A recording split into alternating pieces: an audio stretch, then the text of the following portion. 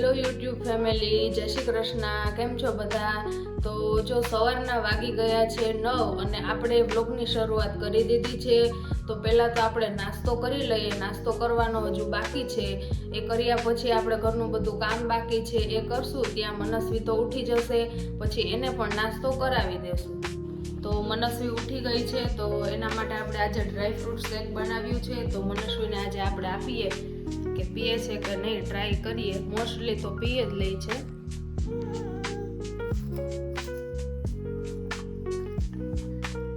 કેટલી ઉતાવળ કરી અને મારા હાથમાંથી લઈ લીધું કે મને લાવ મમ્મા મિલ્કશેક.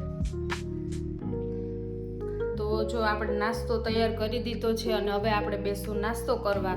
તો નાસ્તામાં છે બ્રેડ બટર અને કોફી. તો આપણે નાસ્તો કરી લઈએ. મનસ્વી તો જો બ્રેડ બટર નાસ્તો કરવા માંડી છે અને એને ભેગી કોફી લેવડાવી છે. તો કોફીમાં બોરી અને બ્રેડ ખાય છે.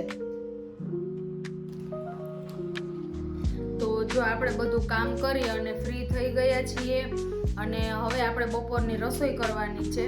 તો હવે રસોઈ કરી અને જમવા બેસશું.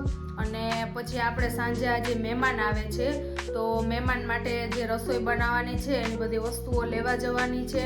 તો એ બધું લેવા જઈશું આપણે. તો આપણે જમવાનો ટાઈમ થઈ ગયો છે બપોરનો, તો જમવા બેસી ગયા છીએ. તો આજે જમવામાં પૂરણપૂરી બનાવી છે.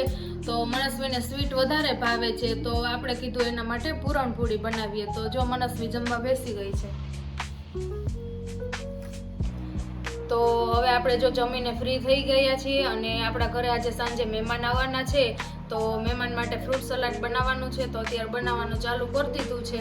તો વાગી ગયા છે બપોરના 3 અને આપણે સુવા ગયા, પણ પછી અચાનક જ યાદ આવ્યું કે ઘી ગરમ કરવાનું તો બાકી છે. બધા કામ થઈ ગયા પણ ઘી ગરમ કરવાનું બાકી રહી ગયું છે. તો હવે ઘી ગરમ કરી લઈએ આપણે.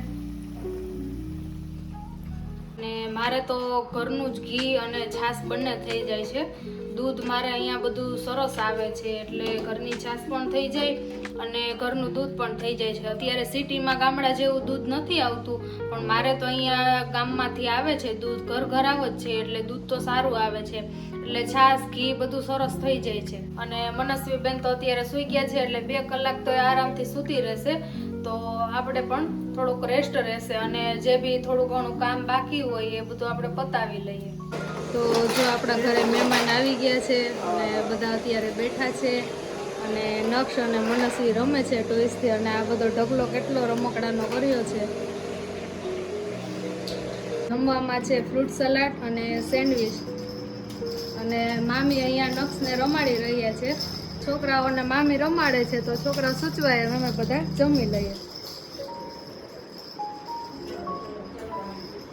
અહીંયા સેન્ડવિચ બને છે, પ્રિપેરેશન બધી ચાલુ જ છે અહીંયા.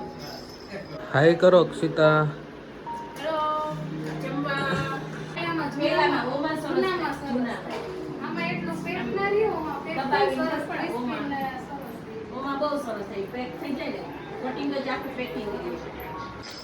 તો નક્ષભાઈ જો બધા વાસણ ગોઠવવામાં મદદ કરે છે. તો આજનો વ્લોગ અહીંયા પૂરો થાય છે. વિડીયો ગમ્યો હોય તો લાઈક કરજો, શેર કરજો અને અમારી ચેનલને સબસ્ક્રાઈબ કરજો. જય શ્રી કૃષ્ણ.